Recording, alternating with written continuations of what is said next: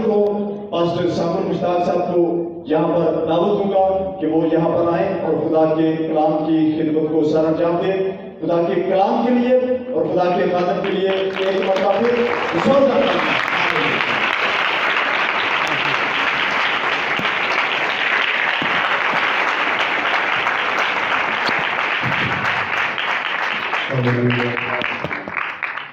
खुदा यीशु के नाम में आप सबको सलाम, सबको सलाम। आए जिंदा यीशु के लिए जोरदार तालियां देंगे। जिंदा यीशु के लिए तालियां, जोरदार तालियां। हालेलुया।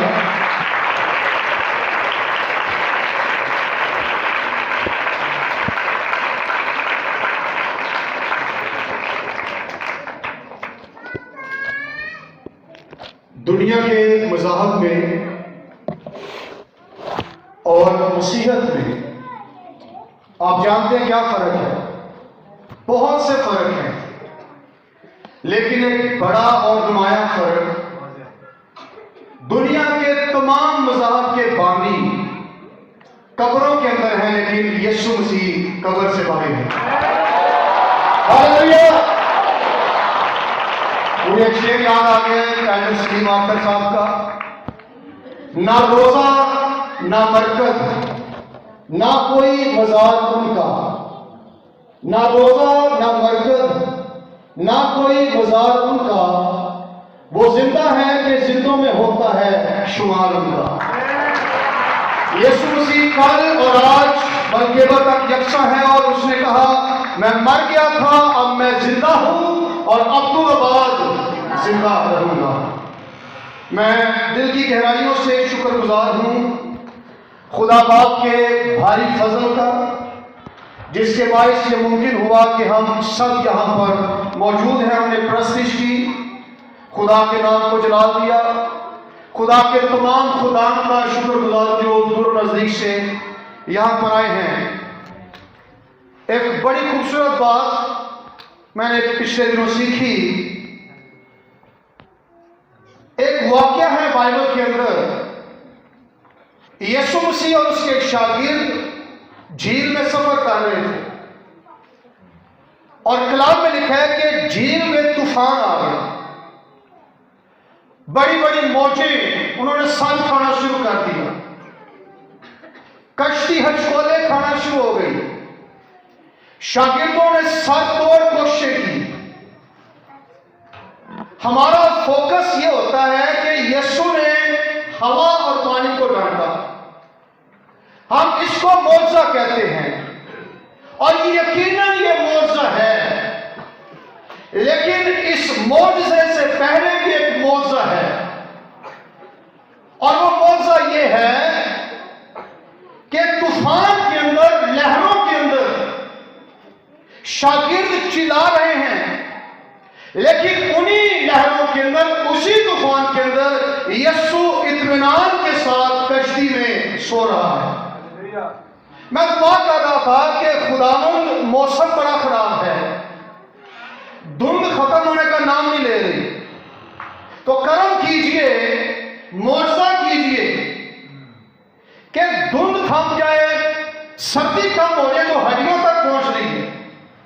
इस वाक्य ने मुझे यह सिखाया कि मौजज़ा ये नहीं है कि धुंध खत्म हो जाए या सर्दी कम हो जाए, मौजज़ा ये है कि शदीद सर्दी के बावजूद मैं अपने लोगों को भेजूंगा। आपका यहां पर आना ये मौजज़ा है, खुदा की मर्जी है, खुदा का प्लान है। आप एक्सीडेंटली यहां पर नहीं आए, आप खुदा के मंसूबे के तहत यहां पर आए।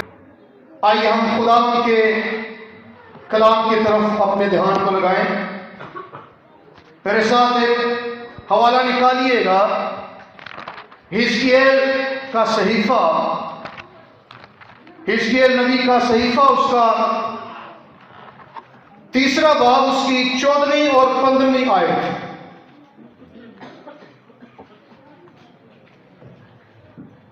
कलाम खुदा में यूं लिखा है, और रूह मुझे उठाकर ले गई, सो मैं तल्ख दिल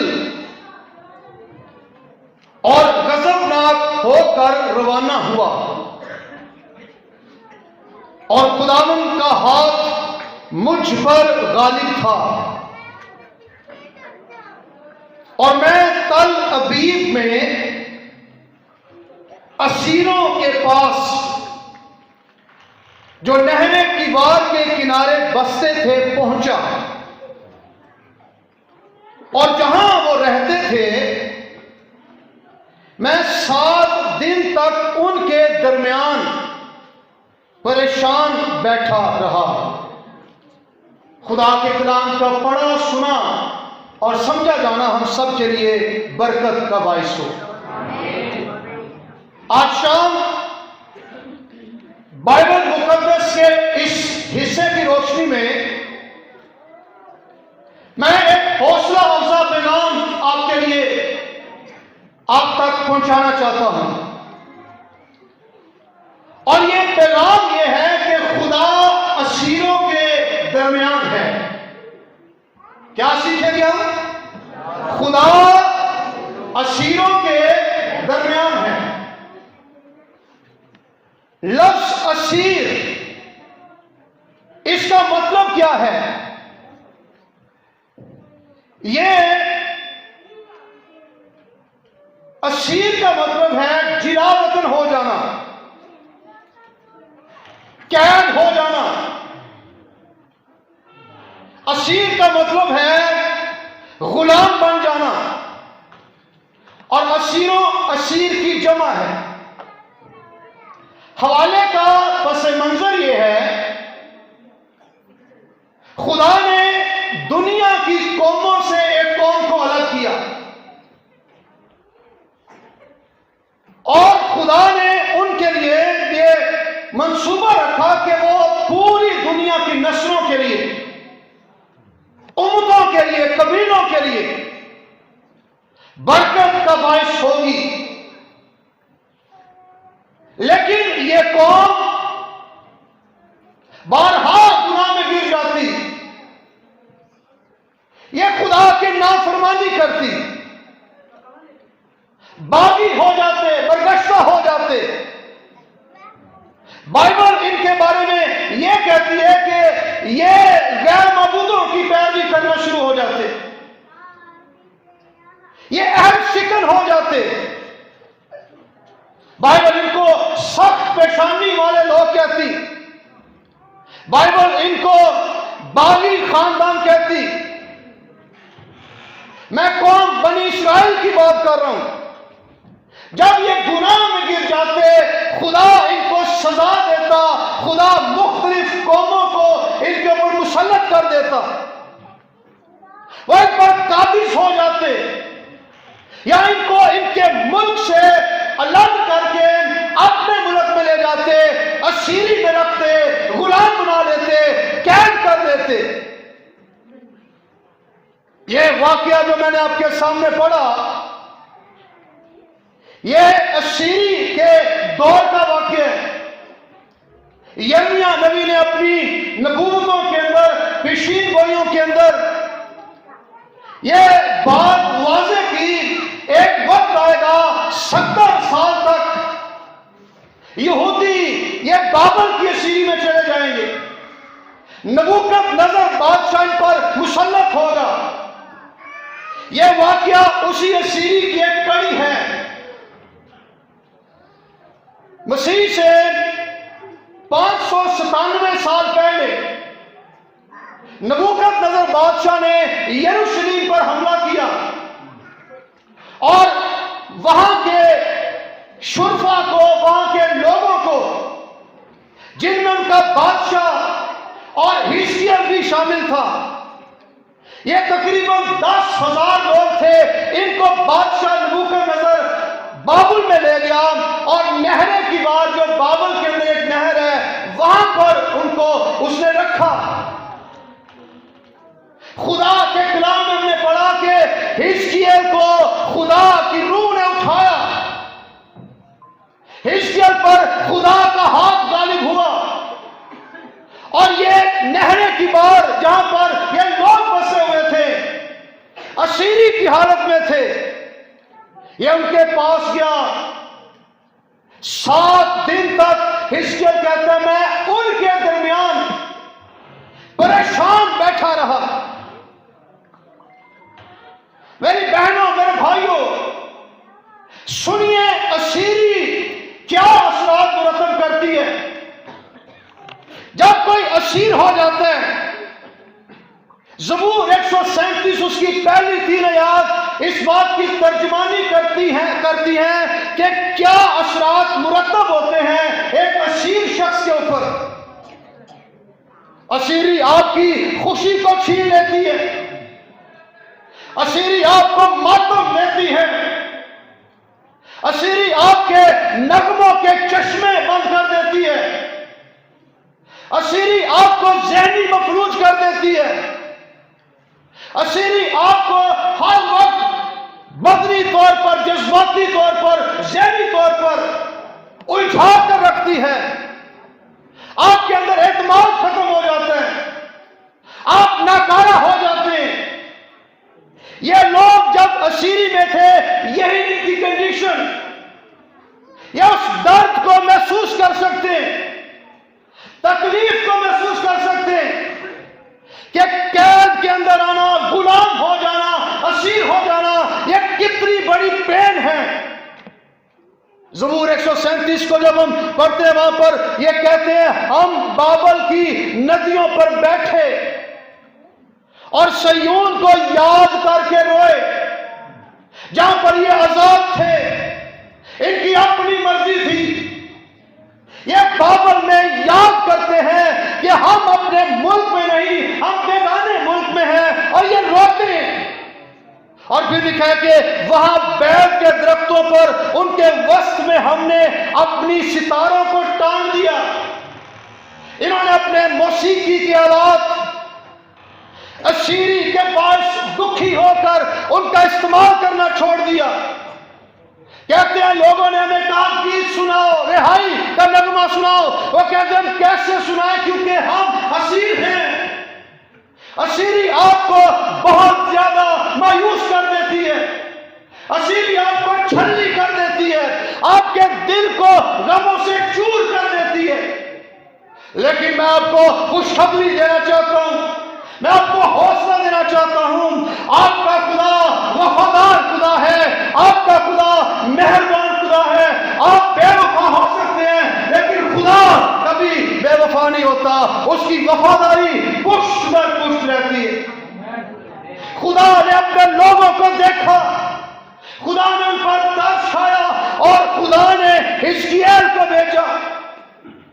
हिजकिय्याह का जाना, याद रखिए, यह खुदा के जाने के मुतरादिफ है। खुदा खुद उनके दरमियान गया, हिजकिय्याह खुदा का नुमाइंदा। अगर आप बाइबल को पढ़ें, हिजकिय्याह कहता है मैं तल्ख दिल और गज़बनाक हुआ, लेकिन मुझे भेजने वाला कौन है, मुतहरिक किसने किया, किसने इंस्पायर किया, किसने भेजा? वो कहते हैं खुदावंद की रूह मुझे उठाकर ले गई।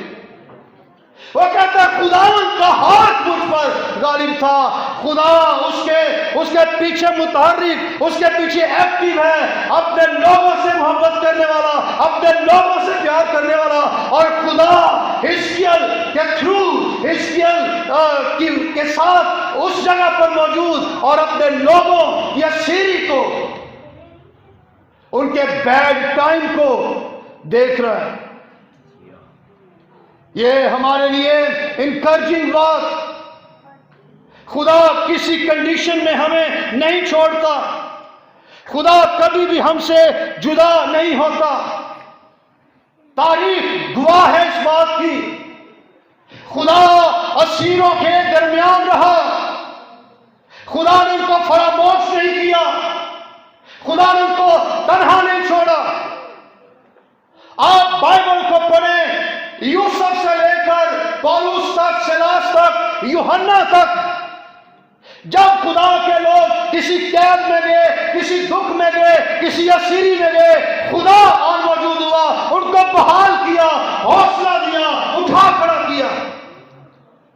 यूसुफ के बारे में हम पढ़ते हैं, वो मिस्र में भेज दिया गया, उसके भाइयों ने उसके साथ नफरत की, बुरा सलूक किया।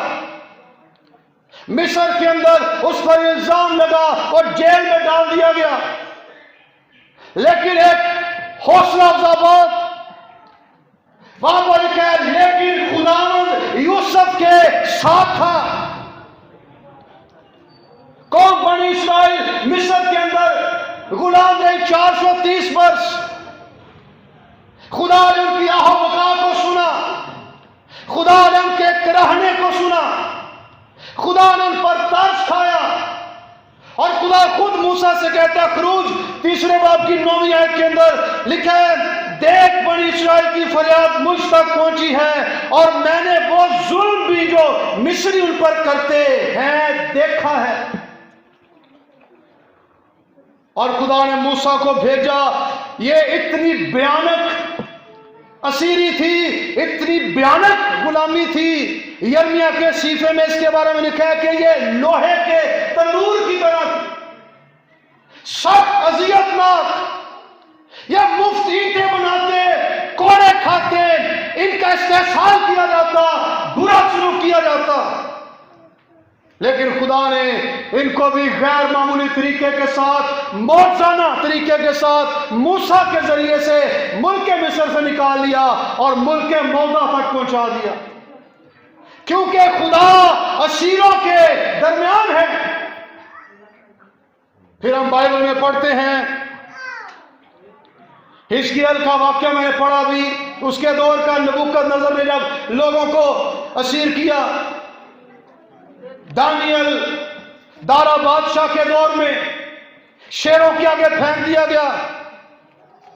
सदरक मिशक अबेदनगो इनके नाम बदले गए। इनके बारे में बाइबल कहती है ये आग की भट्टी में फेंके गए। लेकिन खुदा जो असीरों के दरमियान है, जब ये बांध कर फेंके गए तो लिखा है कलाम में, बादशाह सरासीमा हो गया, हैरान हो गया। वो कहते हैं हमने 3 लोगों को नहीं फेंका था। उन्होंने कहा यस हमने 3 लोगों को फेंका था।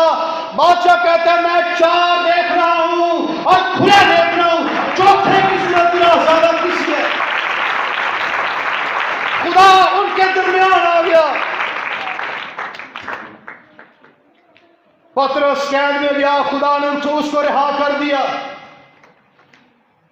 पौलुस सिलास अभी पादरी साहब जिक्र कर रहे थे, फिलिपी के कैद खाने में खुदा ने गैर मामूली तरीके से ऐसा जल्जला, ऐसा बंचाल कभी नहीं आया कि न्यू हिल गई, कैदियों की बेड़ियां खुल गई और कोई भागा नहीं है, सारे वहीं के वहीं हैं। कैदी को और क्या चाहिए, बेड़ी खुले हो जाए, लेकिन कोई नहीं गया। उन्होंने कहा ये आजादी इस प्रस्तिश, इस माहौल से अच्छी नहीं है, हम यहीं बैठेंगे। और उसी रात दरोगा जेल उसका सारा खानदान यीशु के पास आया। खुदा असीरों के दरमियान। मैंने आपको वो वाकयात बताए जिसमें लोग कैद में गए, जिला वतन हुए, असीर हुए। अब मैं आपकी तवज्जो एक और तरफ मरकूज करवाना चाहता हूं। एक और असीरी है और ये असीरी, ये कैद, ये शिकंजा, ये फिरौन की असीरी से दर्दनाक है। ये नबूकदनेस्सर की असीरी से दर्दनाक है। इस असीरी के अंदर दुनिया का हर इंसान असीर है। इस असीरी के अंदर हर कौम, हर उम्मत, हर कबीला असीर है। और ये असीरी गुनाह की असीरी है, गुनाह की कैद है।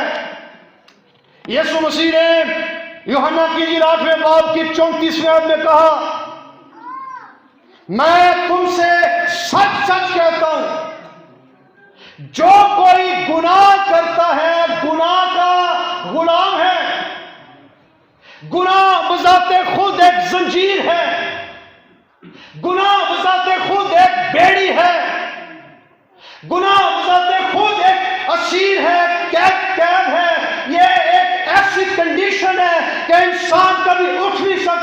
वो मायूसी के अंदर डूबा रहता है, अफसुर्दगी के अंदर डूबा रहता है।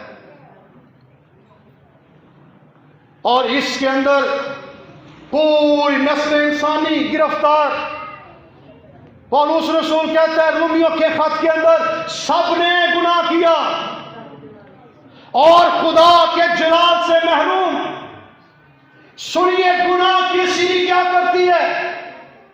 आपको खुदा के जलाल से महरूम कर देती है। आप खोखले हो जाते हैं, आप बेकार हो जाते हैं। और लिखा है कि यहूदी यूनानी सब गुनाह के मातहत है। एक आदमी के सबब से गुनाह दुनिया में आया। इससे अंदाजा हो सकता है कि किस कदर गुनाह का शिकंजा इस दुनिया के ऊपर है, किस कदर लोग इस असीर के अंदर जकड़े हुए हैं। और इससे बाहर आने के लिए इंसान मेहनत करता है, हाथ पांव मारता है, रस्मों का मजहब का सहारा लेते हैं, अपनी कोशिशें करते हैं, रियासतें करते हैं। कोई पहाड़ों पर चला जाता है, कोई दरियाओं में खड़ा हो जाता है, कोई पानियों में चला जाता है, कोई किसी जगह पर, कोई किसी जगह पर, किसी तरीके से इस असीरी से बाहर आ सके। मैं आपको वाज़ेह तौर पर बताना चाहता हूं, ये असीरी आपकी कोशिशों से खत्म नहीं होने वाली। ये असीरी, ये कैद, इससे आप अपनी ताकत से, अपनी कोशिश से कभी नहीं निकल सकते। आपको उसी खुदा की तरफ ध्यान देना पड़ेगा जिसको हम स्टडी कर रहे हैं, सीख रहे हैं, कि वो असीरों के दरमियान उसी खुदा ने आपके लिए और हर उस इंसान के लिए जो गुनाह की अज़ियत के अंदर है, गुनाह के शिकंजे के अंदर है, गुनाह की असीरी के अंदर है, उसने खुद अपने इकलौते बेटे को भेजा जो मुजस्सम खुदा है, जो खुदा की जात का नक्श है, उसकी जात का पता, उसकी एट्रीब्यूट्स, उसकी खसूसियात, खुदा जैसी वो खुदा है। वो जमीन पर आया। लिखा है जब यीशु की पैदाइश होनी थी, मत्ती की इंजील के अंदर, जब फरिश्ता यूसुफ को ख्वाब में दिखाई दिया तो फरिश्ते ने कहा उसके यानी मरियम के बेटा होगा और तो उसका नाम यीशु रखना, क्योंकि वही अपने लोगों को उनके गुनाहों से निजात देगा। ये वही, ये जोरदार लफ्ज है। कोई और शख्स नहीं जो इस लायक है कि आपको गुनाह के शिकंजे से आजाद कर सके, गुनाह की सीढ़ी से निकाल सके। ये सिर्फ यीशु है जिसका नाम फरिश्ते ने कहा यीशु रखना। और लिखा है कि ये इसलिए हुआ कि जो नबी की मार्फत कहा गया था वो पूरा हो कि देखो एक कंवारी हामला होगी और बेटा जनेगी और उसका नाम इमैनुएल रखेंगे, जिसका तर्जुमा है खुदा हमारे साथ। खुदा यीशु में हमारे दरमियान रहा। लिखा कलाम में हमने उसका ऐसा जलाल देखा जैसे बाप के इकलौते का जलाल।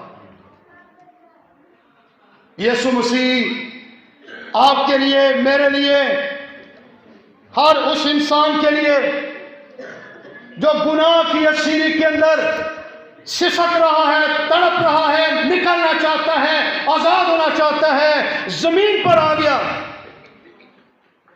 और उसने आपकी गुलामी, आपकी असीरी, आपकी कैद को खत्म करने के लिए जानते क्या किया? वो खुद हवाले किया गया, खुद हवाले हो गया, खुद पकड़वाया गया, पकड़ा गया, अपने आप को पेश कर दिया। मत्ती की इंजील के अंदर 20वें बाब की 18वीं आयत में यीशु ने कहा कि इब्ने आदम सरदार कहनों और फकीहों के हवाले किया जाएगा और वो उसके कत्ल का हुक्म देंगे और उसे गैर कौमों के हवाले करेंगे ताकि वो उसे ठट्ठों में उड़ाएं और कोड़े मारें और सलीब पर चढ़ाएं और वो तीसरे दिन जिंदा किया जाए। यह यीशु ने मेरे लिए आपके लिए किया, वो हवाले हो गया, उसने खुद को पेश कर दिया ताकि हम इस गुनाह की असीरी से आजाद हो सके, हम छूट सकें, छुटकारा पा सकें। उसने अपने आप को पेश कर दिया और लिखा कलाम में पढ़ा कि वो ठट्ठों में उड़ाया गया, तमस्खुर उड़ाया गया, उसका मजाक उड़ाया गया। सेल्फ रिस्पेक्ट, ये हम सब जानते हैं क्या होती है। जब हमारी कोई इंसल्ट करता है हम कितने दुखी होते हैं, ओवर रिएक्ट करते हैं, हमारा दिल करता है मुंह नोच लें। कभी आपने अपने यीशु की तरफ निगाह की, आपको आजाद करने के लिए उसके साथ क्या शुरू किया गया? उसके ठट्ठे उड़ाए गए, मजाक किए गए। बाइबल के अंदर लिखा है कि लोग उसके मुंह पर थूकते रहे। हमारी अपनी थूक हमारे कपड़ों पर गिर जाए हम कराहियत करते हैं। सो पेनफुल, यह बड़ा दर्दनाक वक्त है, बड़ा यह सेंसिटिव वक्त है। यीशु मसीह के मुंह पर लोग थूक रहे हैं, मजाक उड़ा रहे उसका। इसने औरों को बचाया, खुद भी बचा, मुक्के मार रहे हैं, थप्पड़ मार रहे हैं और कहते हैं नबूवत करके बता किसने मारा, ये क्यों हुआ, किस लिए हुआ, क्यों कपड़े फाड़े गए उसको बढ़ाना किया गया, क्यों उसको पब्लिक प्लेस जहां पर सबका आना जाना, सबका गुजरना था, वहां पर सलीब पर लटकाया गया। कभी इन सवालों का जवाब तलाश कीजिए, कभी इन पर गौर कीजिए। क्या रीजन थी, क्या वजह थी? एक ही वजह थी, आपको असीरी से आजाद किया जाए। एक ही वजह थी, आपको निकाला जाए। उसने सब कुछ झेल लिया, सब कुछ बर्दाश्त कर लिया। बाइबल कहती है वो ऐसे खामोश रहा जैसे बर्रा बाल कुतरने वालों के आगे खामोश है, क्योंकि वो बर्रा है। देखो ये खुदा का बर्रा है जो दुनिया का गुनाह उठा ले जाते हैं। ठट्ठों में उड़ाया गया, उसको कोड़े मारे गए। आप जानते हैं यीशु मसीह ने आपके लिए क्या क्या अजियतें उठाई।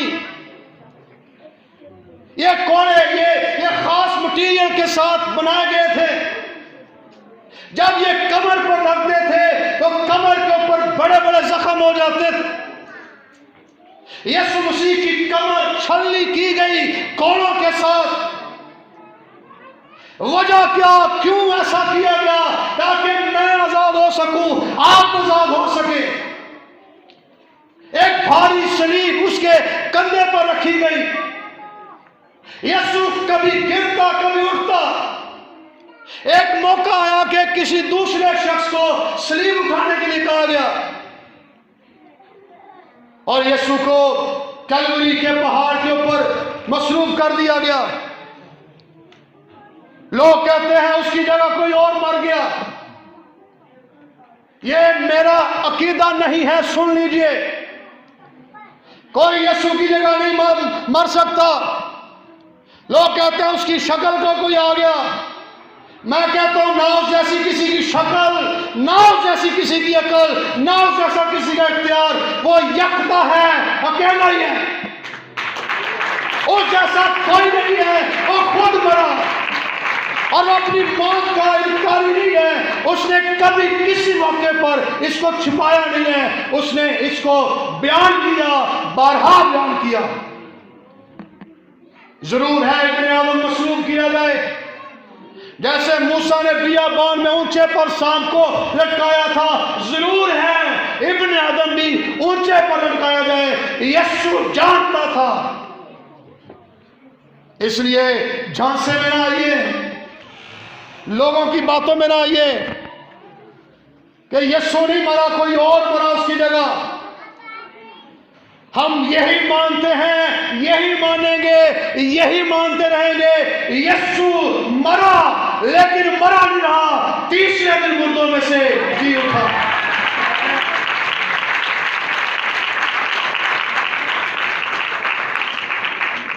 यह आपकी निजात के लिए, आपके छुटकारे के लिए, आपको गुनाह की सीरी से निकालने के लिए यीशु मसीह ने किया।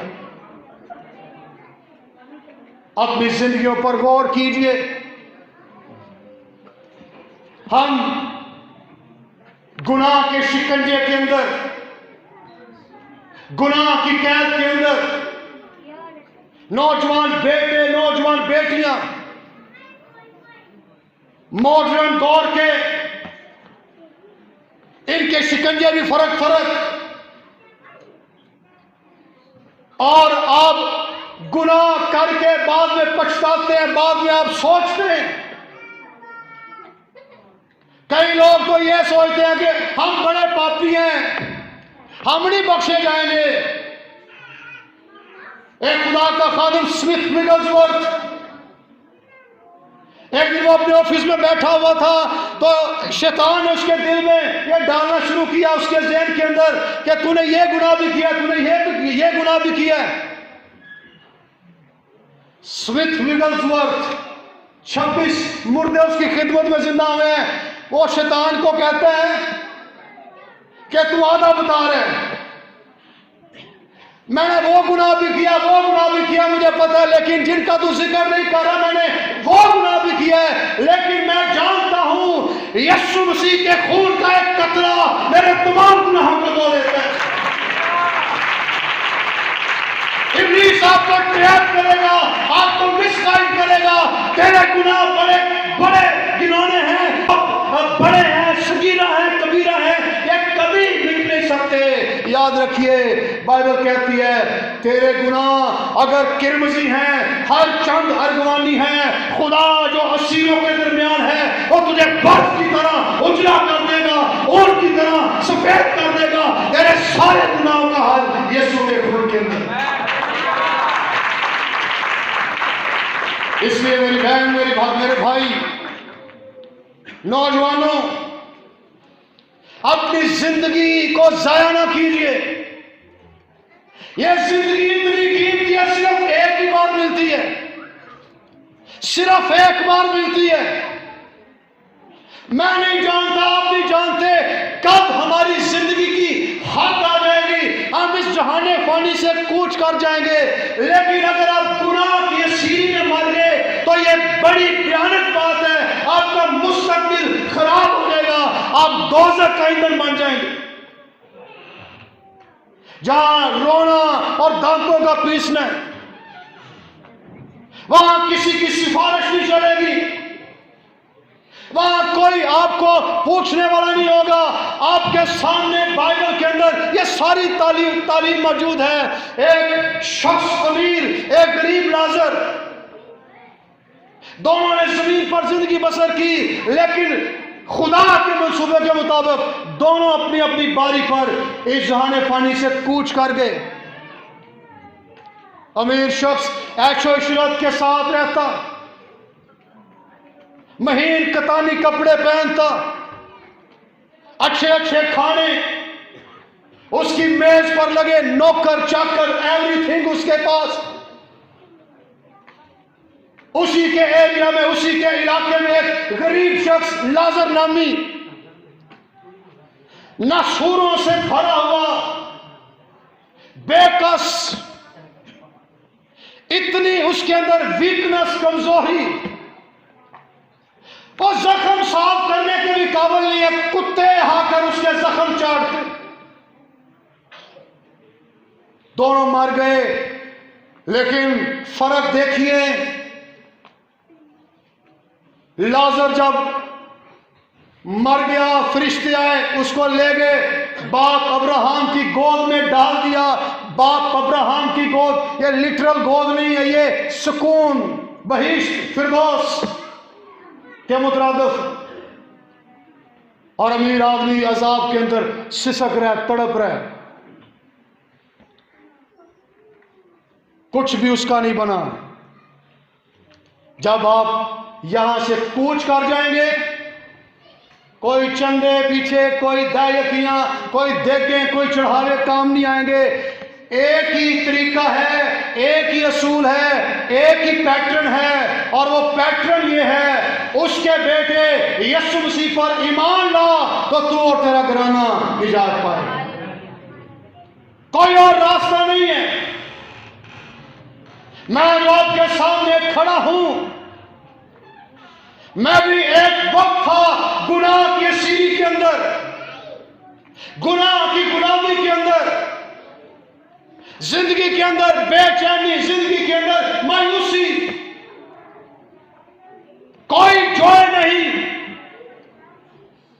और मुझे एहसास हुआ, फील हुआ, मेरे ऊपर बोझ है गुनाह का, मुझे इसको सरकाना है, मुझे इससे आजाद होना है। मुझे पता चला एक ही है जो गुनाहों के बोझ में ढलका सकता है, उसका नाम यीशु है। जब मुझे पर यह बात मालूम हुई, मैंने यीशु को दिल दे दिया, मैंने उसको अपना शख्सी निजात देना कबूल कर लिया, और उस दिन से मुझे यह एहसास है मेरे तमाम गुनाह यीशु ने धो दिए। क्या ये एहसास आपके अंदर है? आपके अंदर है? क्या आप डंके की चोट पर कह सकते हैं? क्या आप दलेरी के साथ कह सकते हैं मैं गुनाह से आजाद हूं, मैं असीरी से निकल चुका हूं? यीशु मसीह के पास आ जाइए, जो खुदा का बेटा है, उसका मज़हर है, उसका मुकम्मल भेद है, वो आपको इस असीरी से निकालेगा। आज आप बेचैन हैं, मायूस हैं, दुख में हैं, इस कश्मकश से बाहर आना चाहते हैं, तो यीशु मसीह वाहिद रास्ता है, वाहिद उम्मीद है, जो आपकी असीरी को खत्म कर देता है और आपको आजाद कर देता है और आपको सजाओं से, गजब से बचा लेता है। कलाम में लिखा है, अब जो मसीह में हैं उन पर सजा का हुक्म नहीं। पौलुस कहते हैं हम उसके बेटे के खून के वसीले से गज़ब इलाही से जरूर बचेंगे। अगर आपने आज यीशु को दिल ना दिया, अगर आप आज इस असीरी से ना निकले, एक चांस अपॉर्चुनिटी है, इसको ले लीजिए और यीशु को दिल दीजिए। पानी साहब अभी गा रहे थे, दिल दे बगीचे बिछा जा। ये दिल यीशु मसीह का बगीचा बनाइए, वो इस पर काम करे, वर्क करे, आपके बंजर दिल को खूबसूरत बगीचा बना दे, आपके अफसुर्दा दिल को, पत्थर दिल को दोषीर दिल बना दे और आपको निजात दे, क्योंकि वही अपने लोगों को उनके गुनाहों से निजात दे सकता है। ऐसे भाई, ऐसी बहनें जो आज यीशु को अपना दिल देना चाहते, सुन लीजिए, मैं बीमारों को नहीं कह रहा, जो यीशु को दिल देना चाहते, जो इस असीरी के दुख से बाहर आना चाहते, वो अपने कदमों पर खड़े हो सकते हैं, हम उनके लिए दुआ करें।